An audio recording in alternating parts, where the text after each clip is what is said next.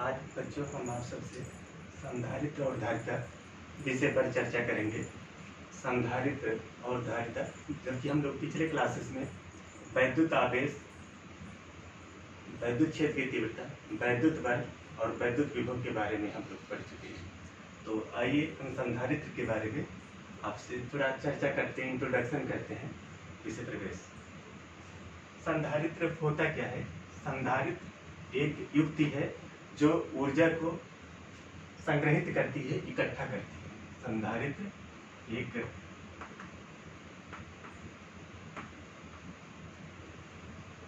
युक्ति है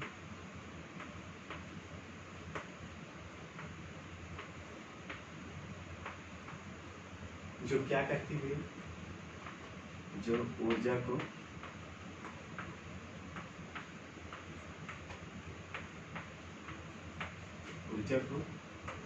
संग्रहित करती है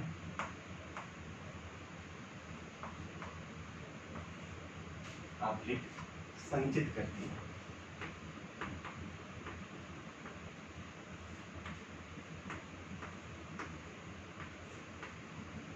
उसे हम लोग क्या नाम देते हैं?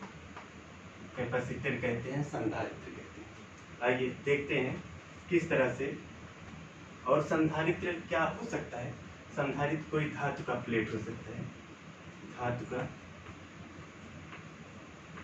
प्लेट, अथवा गोला हो सकता है, बेलन हो सकता है, कुछ भी हो सकता है, किसी भी शेप का संधारित्र हो सकता है। आइए हम देखते हैं कि एक गोला है। इसको अब हमने क्या कर दिया? इसको हमने एक चालक छड़ आवेश के स्रोत से हमने क्या कर दिया? जोड़ दिया। क्या होता है जब किसी अनावेशित, पहले प्रारंभ में ये क्या है? अनावेशित है, अनावेशित है, इस पर कोई चार्ज नहीं। जब इसको हम किसी चालक, किसी आवेश स्रोत से जोड़ेंगे तो आवेश इसके अंदर आएंगे। हम सब जानते हैं आवेश आते हैं। और हम ये भी पढ़ चुके हैं पिछले कक्षाओं में कि समान आवेश एक दूसरे को क्या करते हैं? प्रतिकर्षित करते हैं। अर्थात ये एक दूसरे को प्रतिकर्षित करेंगे। और जब इसमें और अधिक आवेश फैलाएंगे तो प्रतिकर्षण प्रभाव के कारण हमें क्या करना पड़ेगा? क्योंकि ये धनावेश है, ये धनावेश है, धनावेश के कारण जो इस पे क्षेत्र लगेगा वह इन आवेशों को क्या करेगा? क्षेत्र के कारण जो बल लगेगा वह इन आवेशों को क्या करेगा? प्रतिकर्षित करेगा, प्रतिकर्षित करेगा। और इस प्रतिकर्षण कि मतलब जब इसके तरफ कोई आवेश लाएंगे तो उस आवेश को धक्का मार के दूर करना चाहिए। परंतु हमें क्या करना है? यहाँ पे आवेश को इकट्ठा करना है, आवेश को संचित करना है। तो हम लोग क्या करेंगे? एक बाह्य बल लगाएंगे। क्या लगाएंगे? बाह्य बल लगाएंगे। ये इलेक्ट्रो है, वैद्युत बल लग रहा है बेटा। और देखिए हमने क्या किया, हमने बाह्य बल लगा के या एक्सटर्नल फोर्स लगा के इसके अंदर क्या कर रहे हैं? आवेशों को डाल रहे हैं। हम ये भी पढ़ चुके हैं कि जब आवेश इसके अंदर आएंगे, जब जैसे जैसे आवेशों की मात्रा बढ़ेगी वैसे वैसे प्रतिकर्षण का मान और बढ़ेगा, जिसके कारण अब आवेश कहाँ पे चले आएंगे? इसकी सतह पर चले आएंगे। कहाँ पर चले आएंगे? सतह पर। सतह पर इसलिए चले आते हैं क्योंकि यहाँ पर इनके बीच की दूरी बढ़ जाती है, और दूरी बढ़ने के कारण जो प्रतिकर्षण का प्रभाव है वो थोड़ा कम हो जाता है। अब प्रश्न उठता है कि क्या ये आवेश वायु में भी चले जाएंगे? क्योंकि इसके चारों तरफ क्या है? वायु है। प्रश्न है क्या ये आवेश वायु में चले जाएंगे? तो उत्तर आएगा नहीं। क्यों नहीं जाएंगे? उसके पीछे कारण क्या है कि ये बैड कंडक्टर है। क्या बैड कंडक्टर है? वायु एक बैड कंडक्टर है, अथवा कहें कि यह एक खराब चालक है या कुचालक है। खराब चालक या कुचालक है।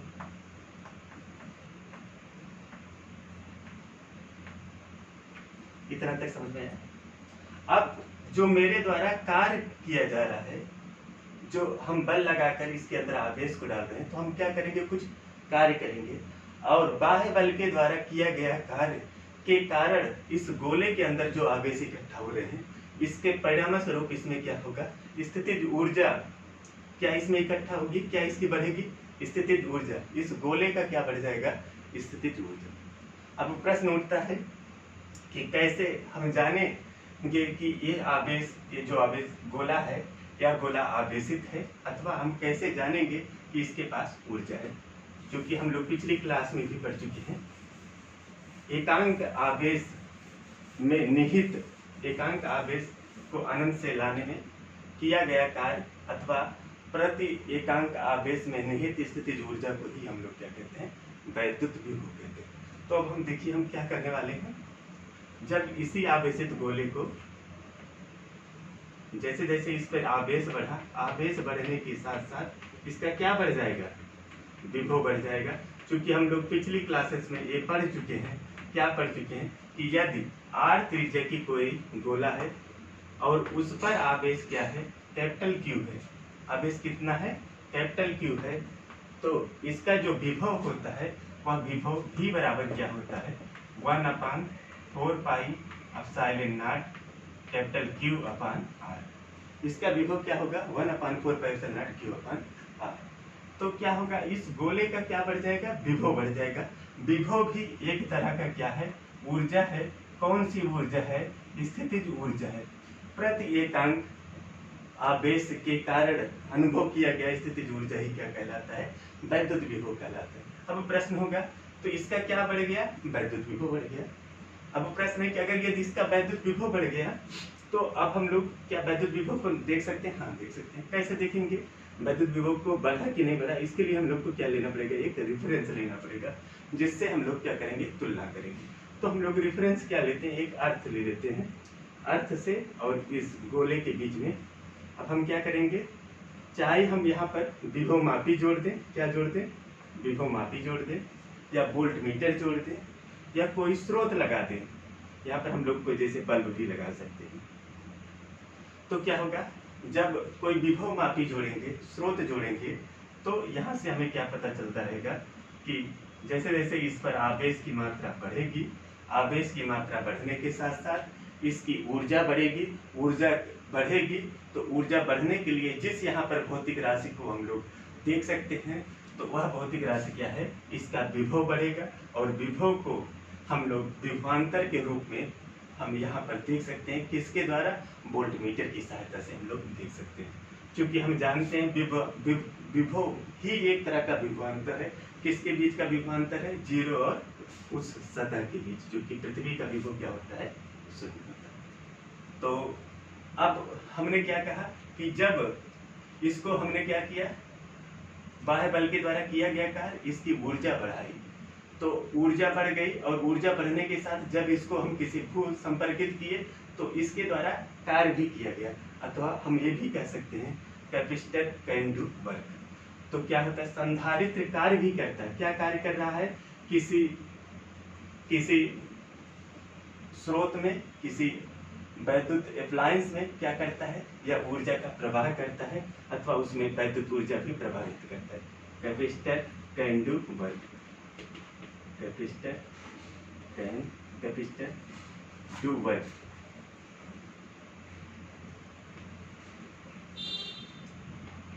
जो संधारित्र है यह कार्य ही करता है। कैसे कार्य करता है, हम लोग जानते हैं, इस विभवांतर में अथवा इस बल्ब में जो धारा बहेगी, जो आवेश बहेगा, उसमें क्या करेगा, एक कार्य के रूप में कार्य करेगा। चले हम आगे नेक्स्ट बिंदु पे बात करते हैं। अभी तक हमने क्या पढ़ा, संधारित्र पढ़ लिए। संधारित्र के आगे अब हम नेक्स्ट पॉइंट पढ़ने वाले हैं, धारिता। धारिता किसे कहते हैं, कैपेसिटेंस किसे कहते हैं, धारिता।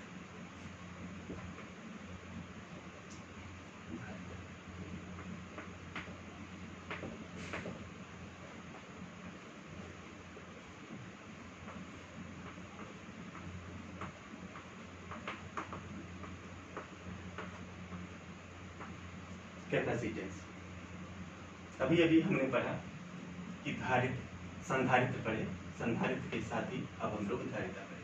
देखिए धारिता क्या हम लोग एनालॉजी लेते हैं, इसका एक स्वतुल्य एक हम लोग भौतिक, दूसरा एक हम लोग एग्जाम्पल लेते हैं, एनालॉगस एग्जाम्पल लेते हैं। देखिए मेरे पास दो बर्तन है,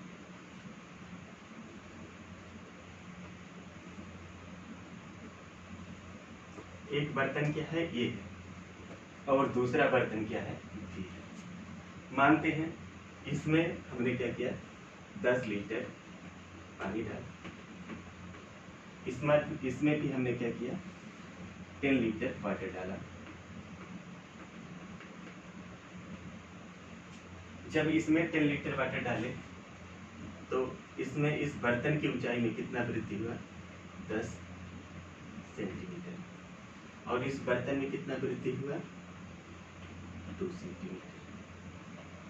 अब प्रश्न उठता है, अगर हम पूछे दोनों बर्तनों में किसकी धारिता अधिक है, तो एक आकार के रूप में हम लोग बता सकते हैं, क्योंकि इसका आकार छोटा है इसका आकार बड़ा है, तो बर्तन बी की धारिता अधिक होती है।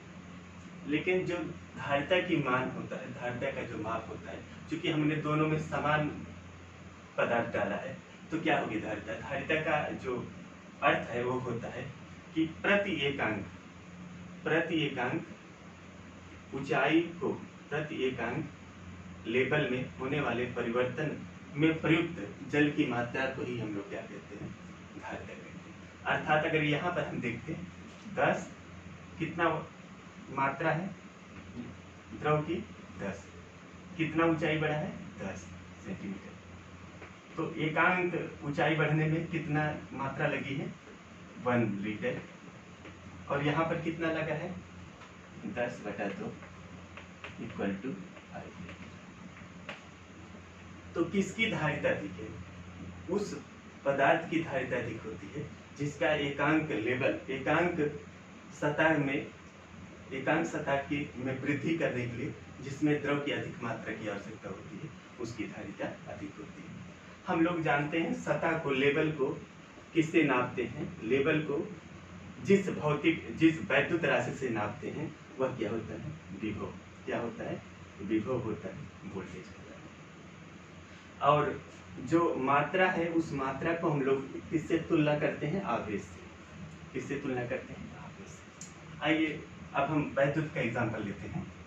देखिए मेरे पास दो गोले हैं, एक गोला क्या है ए है और एक गोला बी है।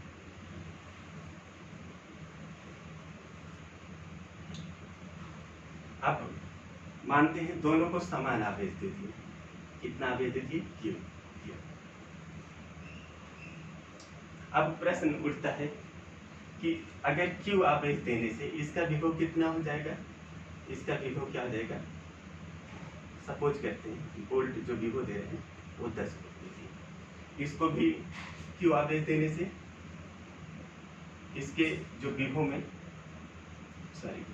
10 वोल्ट नहीं देंगे, मानते हैं क्यू आवेश देने पर इसका जो विभव बढ़ा, इसका जो लेवल बढ़ा है वो क्या है 2 वोल्ट का, और यहीं पर क्यू आवेश देने पर इसका जो विभव बढ़ा है 1 वोल्ट का। तो अब आइए देखते हैं, तो इस आवेश की धारिता क्या हो जाएगी, आवेश की धारिता इक्वल टू क्या हो जाएगा क्यू अपान भी, क्या कहेंगे क्यू अपान भी, अथवा क्या देगा Q/2, और उसका क्या हो जाएगा Q/1।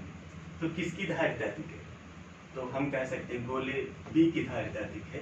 क्यों अधिक है, क्योंकि इसके एकांक विभव को बढ़ाने में ज्यादा आवेश की जरूरत पड़ रही है तुलना इसके एकांक आवेश को बढ़ाने में। तो हम आइए लिखते हैं धारिता की परिभाषा क्या है।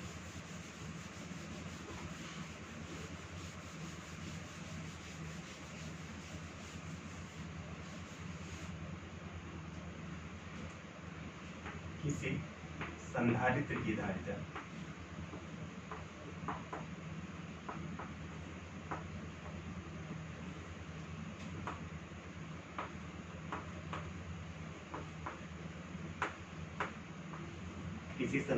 धारिता आवेश की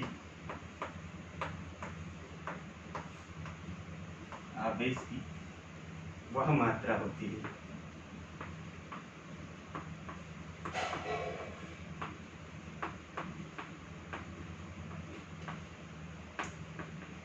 जो जो जो संधारित्र के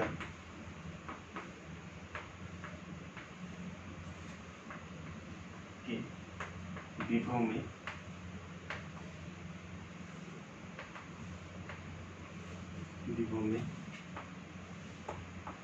एकांक वृद्धि उत्पन्न करे।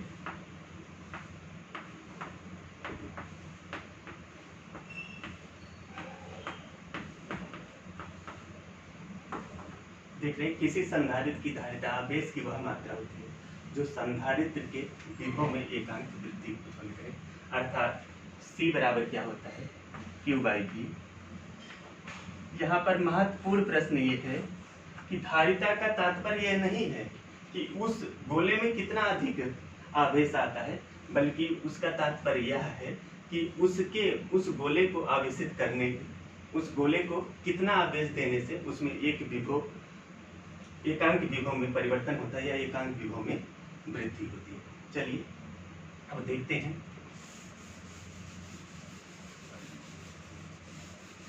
हैं कि जो धारिता है, धारिता का मात्रक क्या होगा। धारिता का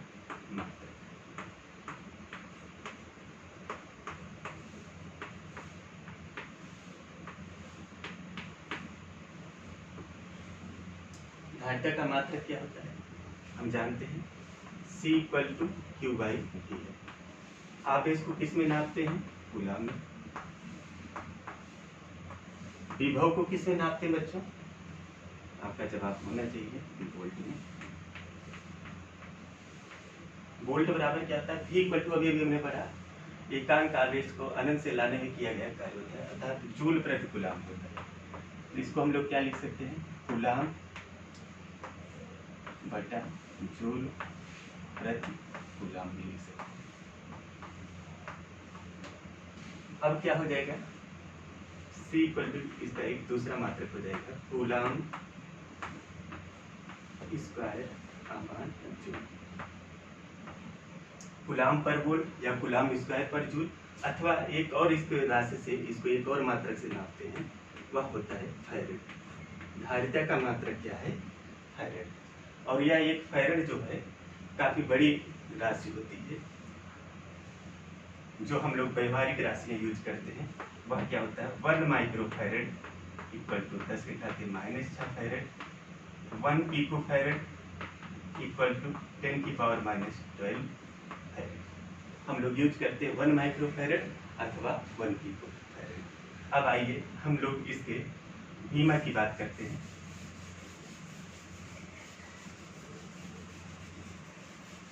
बीमा की बात करते हैं। अभी देख लिया हमने इसकी बीमा क्या होती है। C = क्या होता है coulomb square upon joule. Coulomb का बीमा क्या होता है AT। अब इसका बीमा AT होता है, AT का स्क्वायर अपान कार्य का बीमा हम लोग सब लोग परिचित हैं m² T⁻²।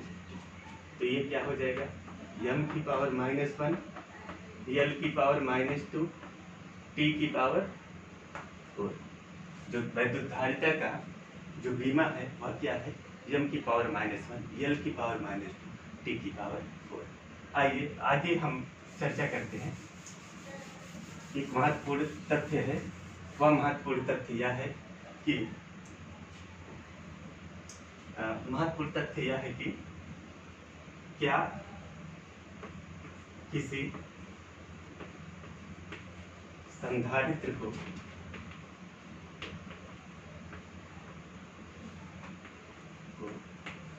अनंत आवेश प्रदान किया जा सकता है। अनंत आवेश प्रदान किया जा सकता है।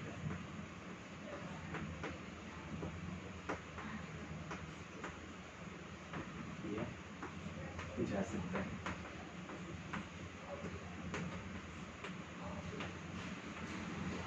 देखिए इस प्रश्न का आइए हम उत्तर ढूंढते हैं। देखिए ये क्या है एक गोला है। आवेशित गोला, इसको हम लोग क्या करते हैं, एक आवेश स्रोत से जोड़ देते हैं। क्या होता है, जैसे जैसे आवेश की मात्रा बढ़ेगी वैसे गोले पर आवेशों का मान भी बढ़ता जाएगा। गोले पर आवेश का मान बढ़ेगा तथा साथ ही साथ हम जानते हैं गोला कहाँ रखा है, वायु में रखा है। वायु में भी क्या है, वायु के अणु हैं अथवा परमाणु हैं। जो वायु के अणु हैं इनके धनावेश और इलेक्ट्रॉनों के दोनों के केंद्र सकेंद्रीय हैं, जिसके कारण इन पर कोई आवेश नहीं है। क्या होता है, जब इस पर आवेश का मान बढ़ेगा, आवेश का मान बढ़ने के साथ साथ इस गोले से संबंधित वैद्युत क्षेत्र की तीव्रता बढ़ेगी और इस गोले से संबंधित वैद्युत विभव में भी परिवर्तन होगी। जैसे जैसे गोले का वैद्युत क्षेत्र बढ़ता जाएगा वैसे वैसे वैद्युत क्षेत्र बढ़ने के कारण, जब वैद्युत क्षेत्र बढ़ेगा तो क्षेत्र बढ़ने के कारण जो ऋणावेशित इलेक्ट्रॉन है, वायु के जो ऋण इलेक्ट्रॉन है अथवा वायु में जो उपस्थित इलेक्ट्रॉन है, इन इलेक्ट्रॉनों पर आवेश बढ़ने के कारण बल का मान बढ़ जाएगा। जब बल अधिक हो जाएगा, क्षेत्र अधिक हो गया, तो क्षेत्र अधिक होने के कारण इन आवेशों को क्या कर लेगा, जो इलेक्ट्रॉन है, इलेक्ट्रॉनों को ये जो आवेशित गोला है वो क्या कर लेगा, खींच लेता है। और इस क्षेत्र की जो वह वैद्युत क्षेत्र, वह अधिकतम वैद्युत क्षेत्र, वह अधिकतम वैद्युत क्षेत्र, वैद्युत क्षेत्र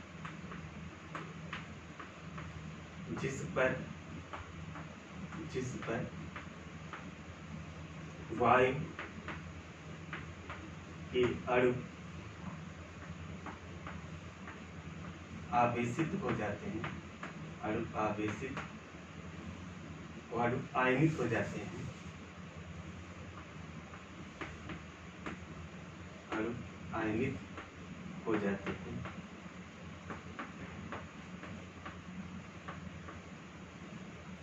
वह अधिकतम वैद्युत क्षेत्र जिस पर वायु के अणु आयनित हो जाते हैं, हमारे लिए यहाँ पर होता है, उसका मान होता है 3 × 10⁶ वोल्ट पर मीटर।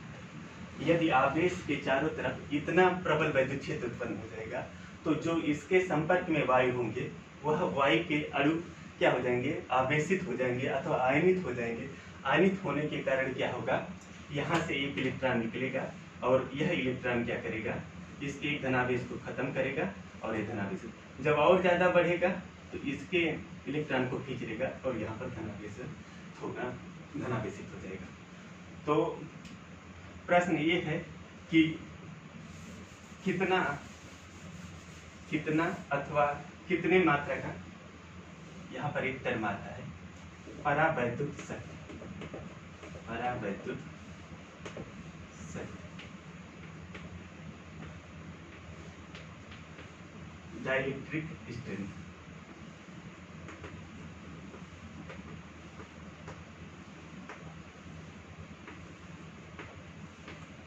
परावैद्युत शक्ति, परावैद्युत शक्ति किसी कुचालक अथवा वायु की उस वैद्युत क्षेत्र की तीव्रता का मान होता है जिस पर जब तक वह वैद्युत क्षेत्र की सीमा जहां तक वायु के अणु क्या हो, आयनित ना हो अथवा आवेशित ना हो, आयनित ना हो, उस सीमा को हम लोग क्या कहते हैं, परावैद्युत शक्ति कहते हैं। वह वैद्युत क्षेत्र की तीव्रता का वह मान जहां तक वायु के अणु क्या हो, आयनित ना हो, उसे हम लोग क्या कहते हैं, परावैद्युत शक्ति कहते हैं। और यदि वैद्युत क्षेत्र की तीव्रता इस परावैद्युत शक्ति से अधिक हो जाएगा तो जो परावैद्युत पदार्थ हैं, जो डाइलेक्ट्रिक मटेरियल्स हैं, वो क्या हो जाएंगे, आयनित हो जाएंगे और आयनित होकर यहाँ पर क्या हो जाएगा,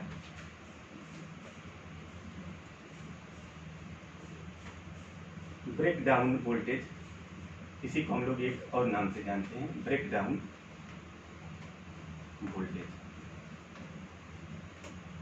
ब्रेक डाउन वोल्टेज वह विभव जिस पर आवेशों का क्षरण प्रारंभ हो जाता है उसे हम लोग क्या कहते हैं, ब्रेक डाउन वोल्टेज। देखिए आवेशों का क्षरण कैसे उत्पन्न हो रहा है, आइए देखते हैं आवेशों का क्षरण। आवेशों का क्षरण, लीकेज ऑफ चार्ज। देखिए जैसे जैसे हमने क्या कहा कि जब आवेश बढ़ेगा तो उससे संबंधित क्षेत्र बढ़ेगा, और क्षेत्र बढ़ने के कारण वैद्युत विभव बढ़ेगा, और वैद्युत विभव जब बढ़ेगा तो वैद्युत विभव बढ़ने के कारण ये क्या हो गए, यहाँ पर चूंकि ये जो आवेश है, जो ये एयर था, उसका परावैद्युत शक्ति क्या हो जाएगी, सीमा से अधिक है, तो जो वायु के अणु हैं वो क्या होना प्रारंभ हो जाएंगे, आयनित होना प्रारंभ हो जाएंगे। यहाँ से एक इलेक्ट्रॉन निकलेगा, एक पॉजिटिव खत्म करेगा और धनावेशित हो जाएगा। यहाँ से एक इलेक्ट्रॉन आएगा, इसके एक इलेक्ट्रॉन एक धनावेश को कम करेगा और फिर धनावेशित हो जाएगा।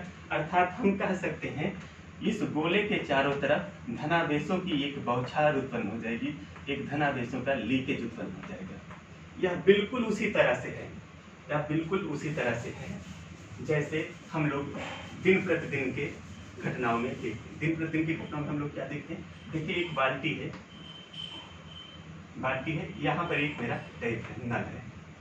अब चूंकि हमने क्या कर दिया, बाल्टी को इसके लेवल तक अब हमने भर दिया। अब जब इसको और ज़्यादा अधिक इसमें पानी खोलेंगे, मान लीजिए इसका सीमा है 10 वोल्ट, क्या है 10 वोल्ट है, 10 लीटर है, सॉरी 10 लीटर है। तो 10 लीटर के बाद जब हम इसमें और एक्स्ट्रा पानी डालेंगे, मान लीजिए हमने क्या डाला, 1 लीटर वाटर डाला, 1 लीटर वाटर डालेंगे तो यहाँ से 1 लीटर पानी बाहर निकल जाएगा। सिमिलर वे, जैसे एक आवेश हमने बढ़ाया तो 1 इलेक्ट्रॉन को खींच लिया। अब 2 लीटर पानी हम लोग यहाँ पे बढ़ा रहे हैं तो 2 लीटर पानी बाहर चला गया। 2 धन आवेश बढ़ा है तो 2 इलेक्ट्रॉनों को क्या कर लिया, ये आकर्षित। इस तरह से जब अब और अधिक हम लोग इसमें आवेश बढ़ाएंगे तो यहाँ से धन आवेशों का क्षरण होगा। इसी को हम लोग क्या कहते हैं, आवेशों का क्षरण। अर्थात हम कह सकते हैं इस एक्सप्लेनेशन से हम लोगों ने स्पष्ट हो गए होंगे कि किसी भी वैद्युत प्लेट को अथवा वैद्युत चालक को हम लोग अनंत आवेश नहीं प्रदान कर सकते हैं। आइए हम आगे बढ़ते हैं।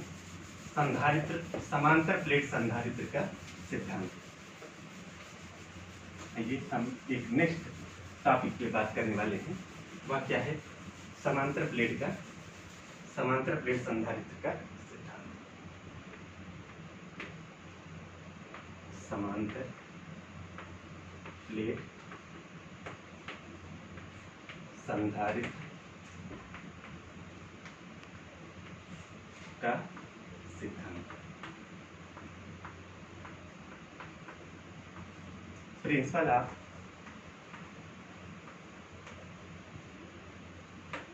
Of parallel plate capacitor.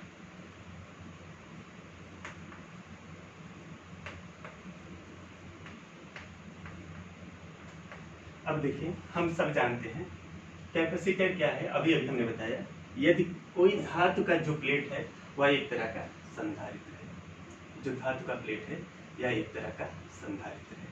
क्या होता है, जब इसको हम लोग आवेशित स्रोत से जोड़ देते हैं, जब आवेशित स्रोत से हम लोग जोड़ते हैं तो इसमें क्या होगा, आवेश उत्पन्न हो जाएंगे, इस पर आवेश उत्पन्न होंगे। अब प्रश्न उठता है इसको कहाँ तक आवेशित कर सकते हैं, इसको हम लोग वहीं तक आवेशित कर सकते हैं जब तक इसके आसपास की जो वायु है वह क्या न हो जाए, आयनित न हो जाए। इसी अधिकतम सीमा तक हम लोग आयनित, अथवा जो इसके चारों तरफ की वायु है वह उसकी परावैद्युत शक्ति क्या हो जाए, जब तक समाप्त न हो जाए तहाँ तक हम लोग इसको आवेशित कर सकते हैं। अब देखें अगले पॉइंट्स पे हम आके चर्चा करते हैं। क्या होता है जब इस आवेशित प्लेट के बगल में एक हम लोग अनावेशित प्लेट ला के रखते हैं। क्या ला के रखते हैं, अनावेशित प्लेट ला के रखते हैं। अब क्या होगा, जब इसके सन्निकट अथवा सम्मुख कोई अनावेशित प्लेट ला के रखेंगे तो प्रेरण प्रभाव के कारण इसके अंदर वाली सतह पर क्या हो जाएगा, ऋणावेश उत्पन्न हो जाएगा, तथा बाहरी सतह पर उतना ही मात्रा का क्या हो जाएगा, धनावेश उत्पन्न हो जाएगा। अब देखें, अब हमने क्या कहा, जब इसको हम लोग आवेश देते हैं तो आवेश देने के कारण इसका क्या बढ़ता है, विभव बढ़ता है। धन आवेश के कारण धनात्मक विभव और ऋण आवेश के कारण क्या होता है, ऋणात्मक। मानते हैं, हम सपोज कर लेते हैं कि इस क्षण का विभव कितना है, 100 वोल्ट, और इस ऋण के कारण जो विभव है वो क्या है, -40 वोल्टेज। और इस धन के कारण इस वाली प्लेट पर कितना विभव है, 30 वोल्टेज। तो अब आइए देखते हैं क्या होता है जब किसी आवेशित छड़ के पास, छड़ के समीप कोई अनावेशित छड़ लेके जाते हैं तो आवेशित छड़ के विभव में क्या परिवर्तन होता है। तो आप देख सकते हैं V इक्वल टू क्या हो जाएगा, 100 volt plus 30 volt minus 40 volt, अर्थात क्या हो गया, 90 वोल्ट।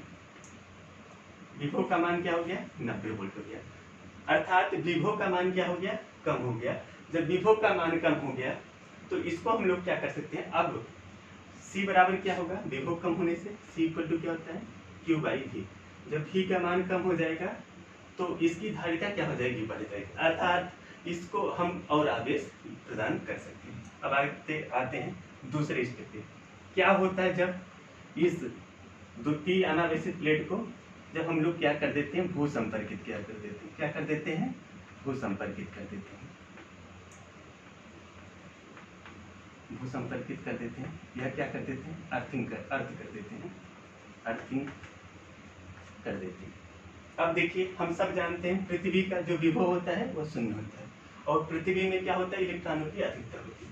तो यहाँ से पृथ्वी से इलेक्ट्रॉन निकलेंगे और कहाँ पे चले आएंगे, इस धनावेशित प्लेट के एक एक धनावेश को क्या कर देंगे, खत्म कर देंगे।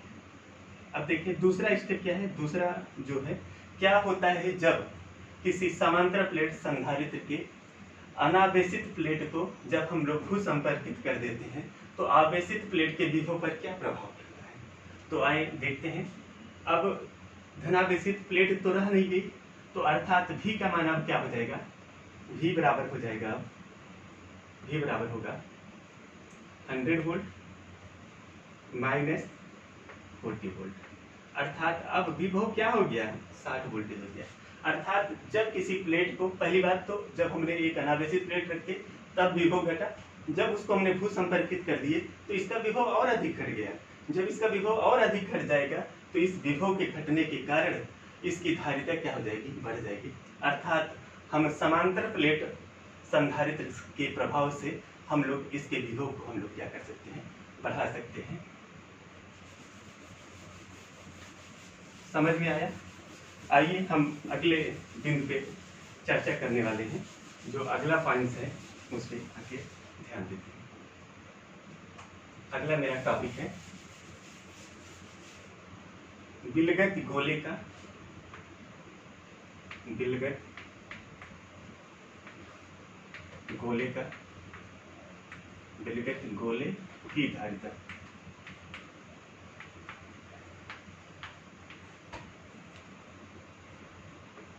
कैपेसिटेंस ऑफ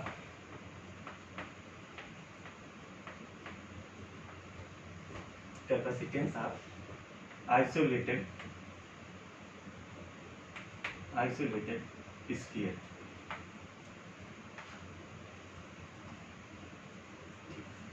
देखते हैं, यह कोई एक गोला है, सपोज कर लेते हैं। माना इस गोले को हम लोगों ने क्या दिया, कैपिटल Q आवेश दिया, और एक कैपिटल Q आवेश पाकर इसका विभव कितना हो गया, V हो गया, तथा इस गोले की त्रिज्या क्या है, R है। हम लोग पिछली कक्षा में पढ़ चुके हैं कि यदि किसी गोले जिसकी त्रिज्या R है और उसको आवेश Q देने पर उसका विभव क्या होता है, V इक्वल टू होता है 1/4 पाई एप्सिलॉन नॉट Q बटा R। उसकी सतह पर जो विभव होता है यह होता है किसी चालक गोले का विभव V equal to 1/4 pi epsilon naught Q बटा R होता है। अब आइए, हमें आवेश भी पता है, आवेश कितना है, Q है, विभव भी पता है, तो धारिता इसकी क्या हो जाएगी, धारिता C इक्वल टू क्या होता है, Q बाई V। Q का वैल्यू कितना है, Q ही है, और V का मान क्या है 1/4 pi epsilon not capital Q बटा R, और ये क्या हो जाएगा 4 pi epsilon not into R। अर्थात किसी विलगत गोले आवेश की धारिता जो हो जाएगी C इक्वल टू क्या हो जाएगा 4 pi epsilon not into R। अब मेरे दिमाग में आ रहा है कि जो सबसे बड़ा गोला है, अर्थात मेरी पृथ्वी भी एक तरह का गोला है और इस पर भी आवेश है, तो मेरी पृथ्वी का कितना धारिता होगा। तो तो आए हम लोग इस पर चर्चा करते हैं। आपको जान के खुशी होगी कि पृथ्वी की धारिता भी हम लोग कैलकुलेट कर सकते हैं। पृथ्वी की धारिता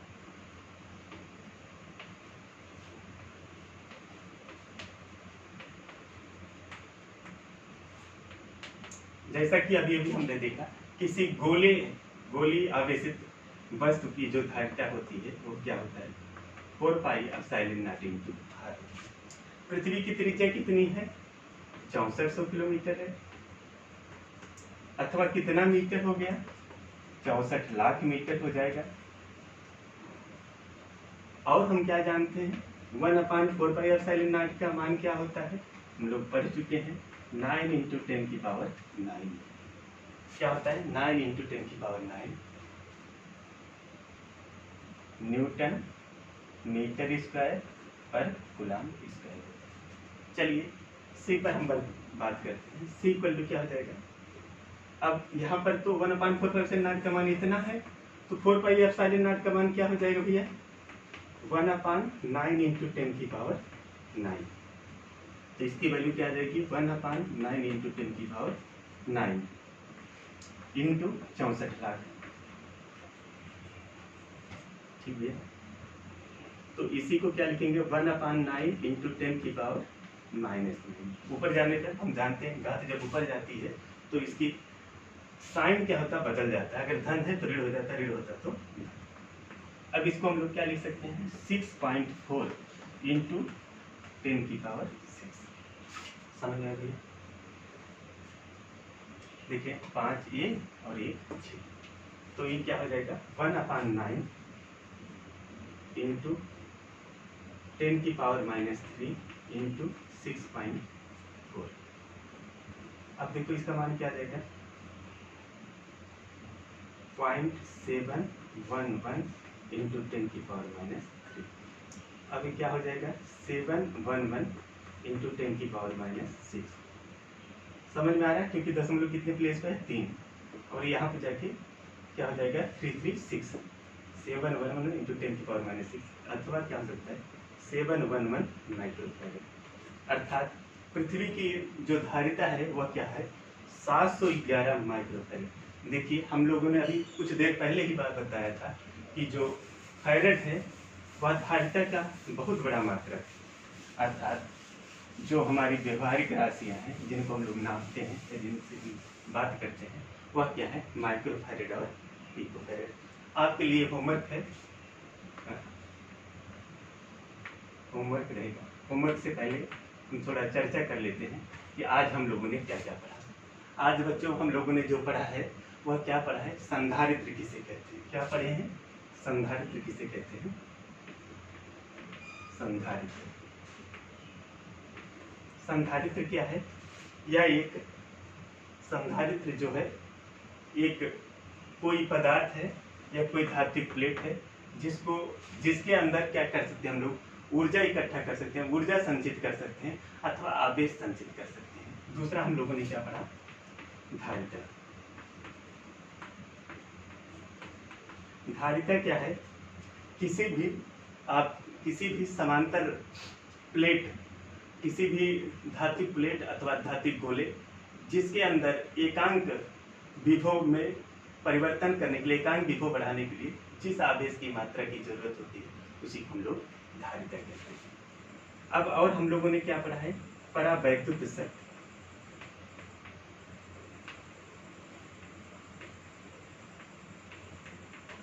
परावैद्युत शक्ति क्या होता है, किसी कुचालक की वह सीमा जहां तक वह वैद्युत क्षेत्र को, जहां तक वह वैद्युत शक्ति को, वैद्युत क्षेत्र की तीव्रता को सहन कर सकता है, उसे उस डाइलेक्ट्रिक की, उस कुचालक की अथवा उस परावैद्युतिक पदार्थ की परावैद्युत शक्ति कहते हैं।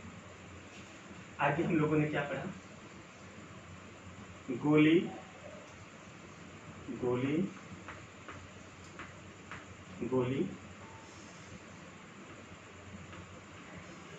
वस्तु की धारिता। हम लोगों ने आगे क्या पढ़ा है, गोली वस्तु की धारिता। क्या होता है भैया गोली वस्तु की धारिता, C = 4 pi epsilon not × r। और हम लोगों ने क्या पढ़ा, समांतर प्लेट संधारित्र का सिद्धांत।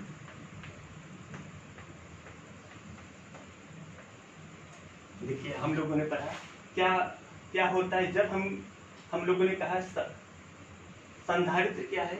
कोई भी प्लेट हो सकता है, कोई गोली वस्तु हो सकता है, कोई बेलनाकार वस्तु हो सकता है। तो क्या जरूरत पड़ गई समांतर प्लेट संधारित्र। और समांतर प्लेट संधारित्र की जरूरत के लिए हम लोगों ने आपको कुछ टर्म्स बताए थे। क्या बताए थे?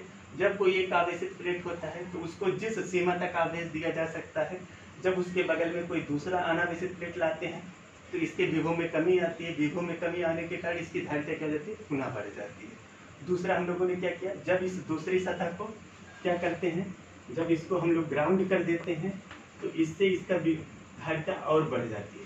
तो अतः हम कह सकते हैं कि जो समांतर प्लेट संधारित्र है उसकी धारिता को हम लोग बढ़ा सकते हैं तुलना में विलगत गोली वस्तु अथवा विलगत धात्विक प्लेट की तुलना में। हमने ये भी पढ़ लिया। तो आज का जो आप लोगों का होमवर्क है वह क्या है कि संधारित्र की परिभाषा आप लोग बच्चों नोट करेंगे। परिभाषा और क्या बताएंगे, धारिता की परिभाषा आप नोट करेंगे। धारिता की परिभाषा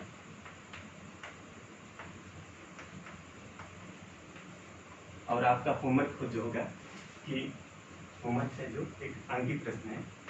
यदि किसी गोली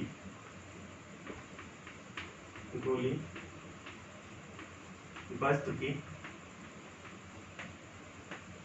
आयतन में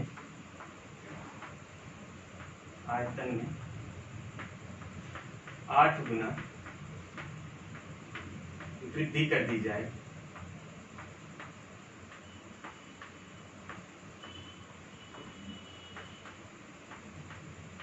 तो 8 गुना वृद्धि कर दी जाए तो उसकी धारिता में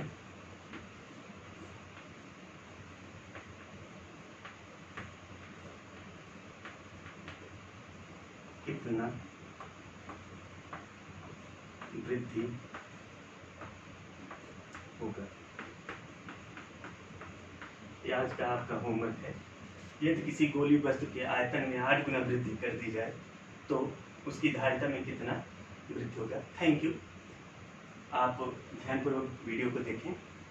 ओके, थैंक यू।